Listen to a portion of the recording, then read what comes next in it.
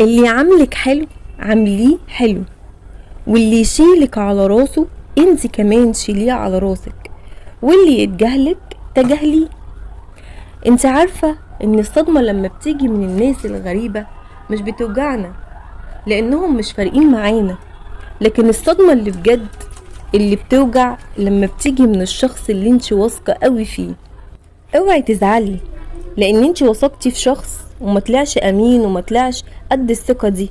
ربنا بيحبك عشان بينلك ان الشخص ده ما ينفعش تكملي معاه، وان ثقتك مش في محلها، فما تزعليش، والحمد لله ان انت عرفتيه على حقيقته.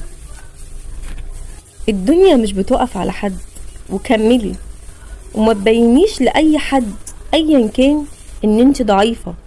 لازم على طول تكوني قوية عشان محدش يشمت فيكي ولا يفرح فيكي.